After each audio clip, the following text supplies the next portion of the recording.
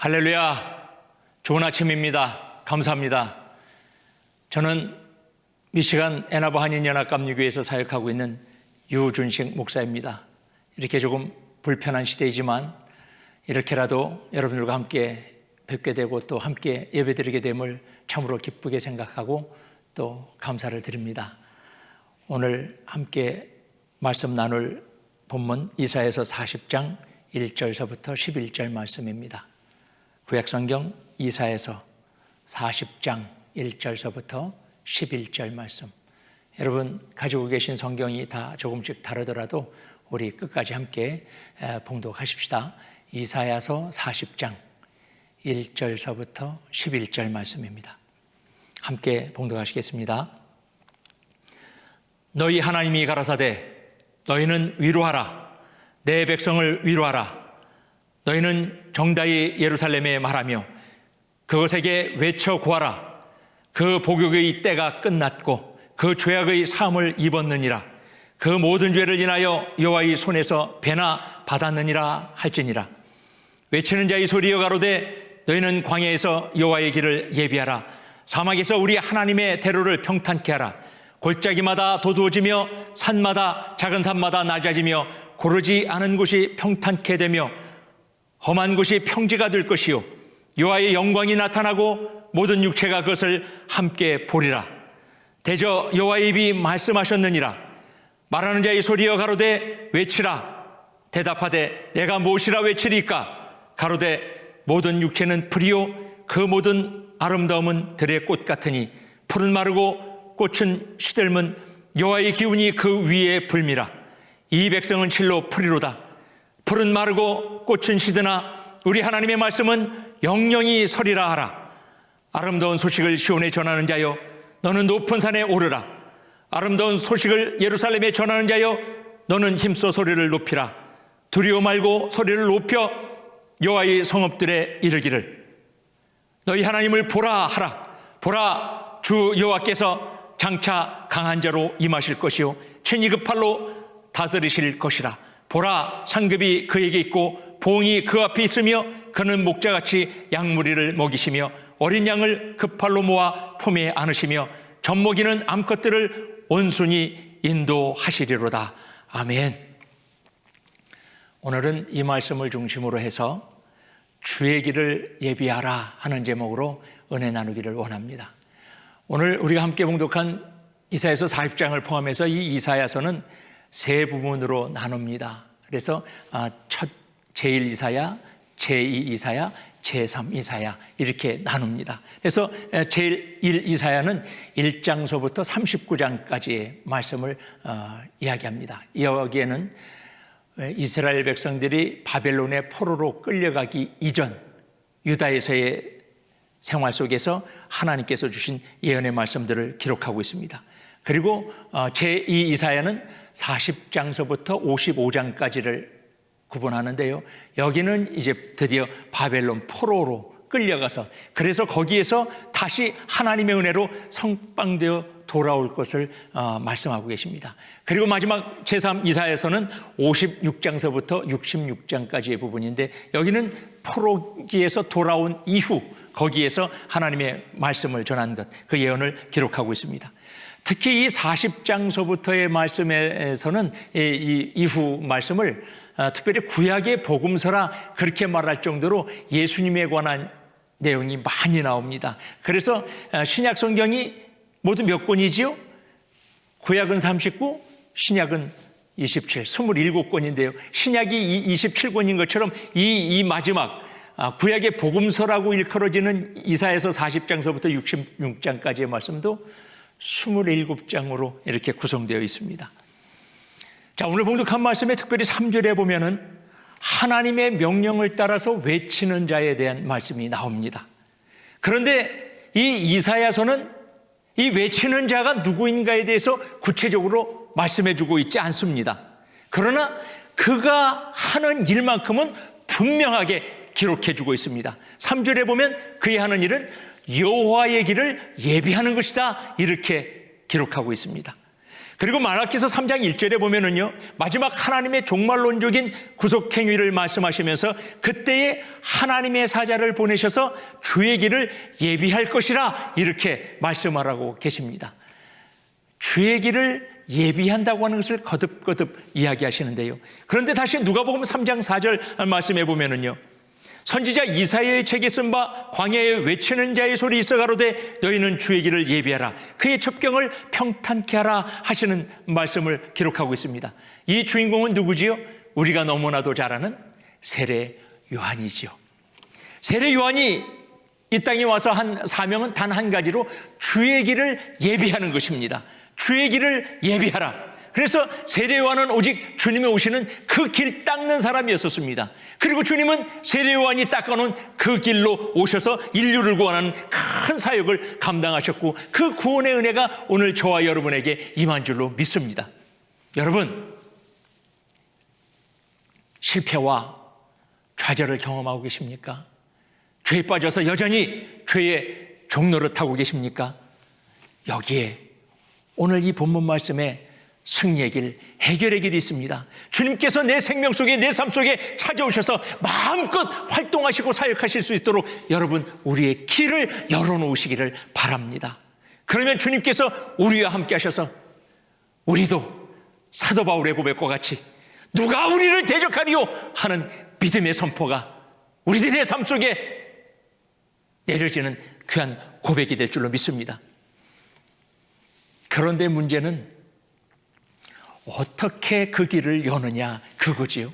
어떻게 주의 길을 열어서 주님을 모실 것인가 하는 거예요. 그런데 여러분, 오늘 말씀에는 이렇게 열어라, 이렇게 예비하라, 이렇게 우리들에게 말씀해주고 계십니다. 가장 먼저는 죄의 골짜기를 메워야 한다, 그렇게 말씀합니다. 여러분, 세례 요한이 첫 번째 사명이 뭡니까? 누가복음 3장 5절에 보면 모든 골짜기가 메워지고 이렇게 말씀을 하고 있습니다. 그런데 세례 요한의 첫 번 사명이 모든 골짜기가 메워지는 것이라고 그랬는데, 그런데 세례 요한이 와서 제일 먼저 선포한 첫성, 일성이 무언가요? 회개하라. 예, 맞습니다. 회개하라, 그 말씀이에요. 자, 첫 번 사역은 골짜기가 메워지는 것이고 첫 번 말씀하신 것은 회개하라고 한다고 한다면 이 말씀과의 상관관계 속에서 우리가 발견하는 골짜기는 죄의 골짜기라고 하는 거예요. 죄의 골짜기. 죄의 골짜기는요, 주님께서 우리에게 오시는데 가장 큰 장애물입니다. 주님께서는 죄는 모양이라도 버리라고 할 정도로 그렇게 싫어하셨습니다. 그러니까 가장 먼저는 우리에게 청산해야 할 문제는 죄의 골짜기가 메워져야 한다는 겁니다. 이사야서 59장 2절 말씀에 보면 오직 너희 죄악이 너희와 너희 하나님 사이를 내었고 너희 죄가 그 얼굴을 가리워서 너희를 듣지 않게 함이라 그랬습니다. 분명히 하나님과 우리 사이에 죄 때문에 골짜기가 생겼다, 이렇게 말씀하시는 겁니다. 그러면 이 골짜기는 어떻게 메우나요? 오직 하나님입니다. 오직 하나님만이 우리의 죄를 사하여 주신다는 말씀이죠. 그러니까 오직 주님께서만 사하여 주시니까 우리는 회개함으로 하나님 앞에 우리의 모든 죄들을 고백하고 용서 구해야 됩니다. 그리고 더욱더 감사한 것은요, 만일 우리가 우리의 죄를 자백하고 용서를 구하면 하나님은 미쁘시고 의로우셔서 기쁜 가운데 우리의 모든 불의를 깨끗하게 해주신다고 요한일서 1장에 우리에게 약속하고 계십니다. 여러분, 절망을 경험하고 계십니까? 소망은 하나님에게 있습니다. 하나님과 함께하기만 하면 우리들의 삶은 더 이상 절망이 없습니다. 우리들의 삶은 소망일 수밖에 없는 줄로 믿습니다. 그것을 위해서 우리가 할 일은 오직 우리 자신의 죄의 골짜기를 우리가 주의 이름으로 용서함 받고 은혜로 메우는 일입니다. 그 철저하게 우리의 죄를 하나님 앞에 회개하는 겁니다. 그때 주님께서는 이 죄의 골짜기를 은혜의 능력으로 채워주시고 메워주시는 줄로 믿습니다. 그리고 어떻게 합니까? 이렇게 하라고 그래요. 두 번째로는 교만의 산들을 깎아야 된다 말씀합니다. 세례 요한은 죄기를 예배하는 데 있어서 두 번째 사역을 높은 산과 작은 산이 낮아지도록 하는 일이라 그렇게 말씀했습니다. 여기서 말씀하는 산들은 무엇을 의미하는 겁니까? 교만을 이야기하는 겁니다.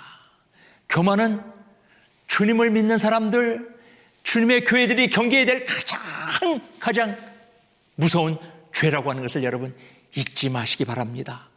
잠언서 16장 18절에 보면 교만은 패망의 선봉이요 거만한 마음은 넘어짐의 앞잡이라 그랬습니다.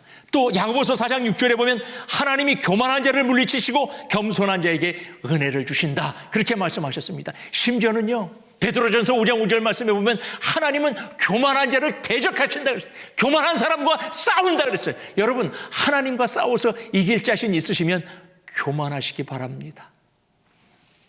우리가요 오래 신앙생활하다 보면 헌신도 많이 하게 되죠. 여러분들 다 그러시죠.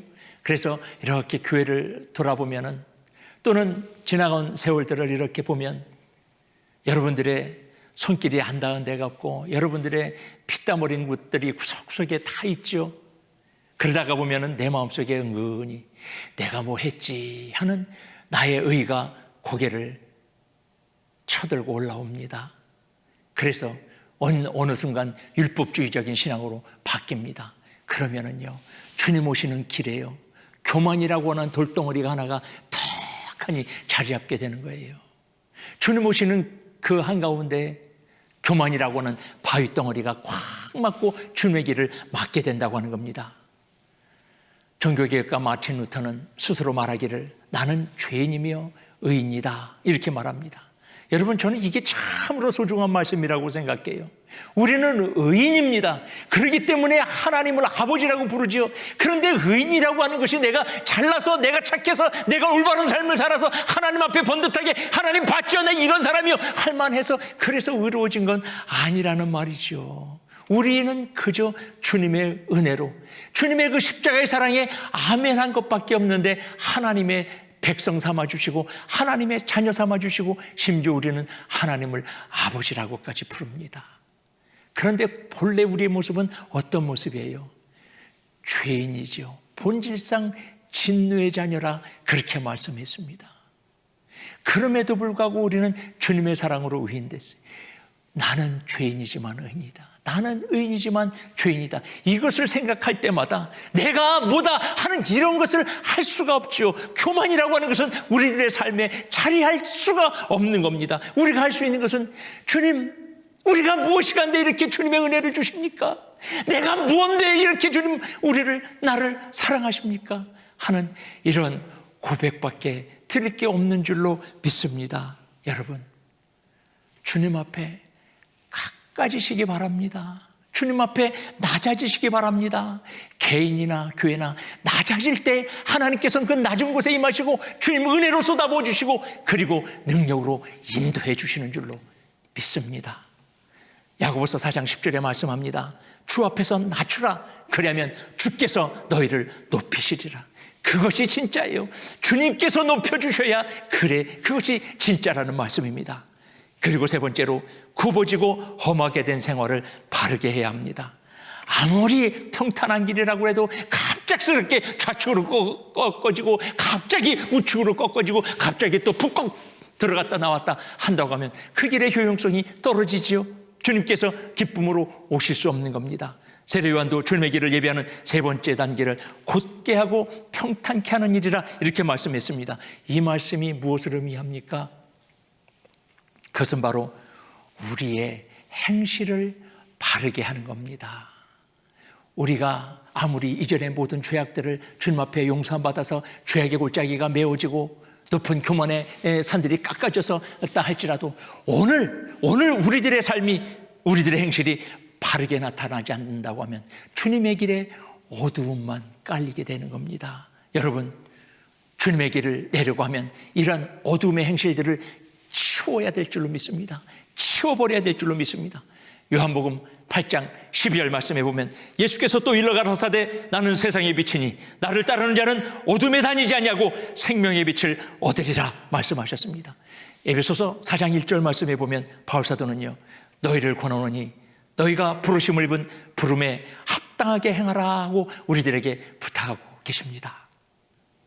우리들은 때때로 신앙이 다 좋다고 평가를 할 수 있지요. 다 신앙이 좋다고 평가를 하면서도, 그런데 또 어떤 면에서 빛된 생활을 하지 못할 때가 더러더러 있어요.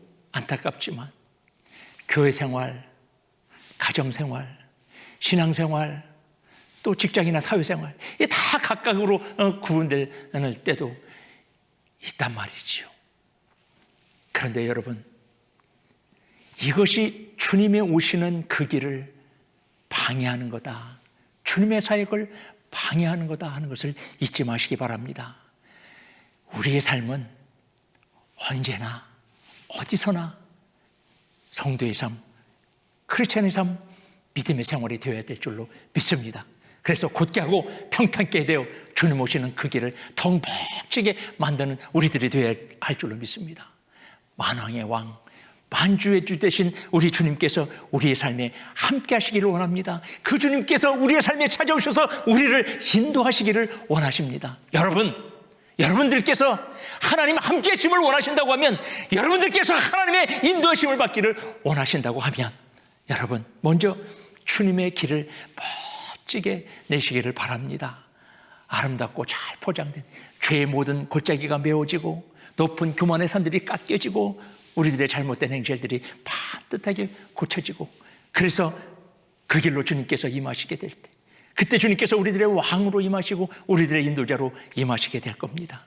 그때 주님 우리들을 인도하시고 우리들과 함께 하셔서 우리들은 소망이 넘치고 기쁨이 넘치는 그런 삶의 주인공들이 되게 될 줄로 믿습니다. 감사합니다.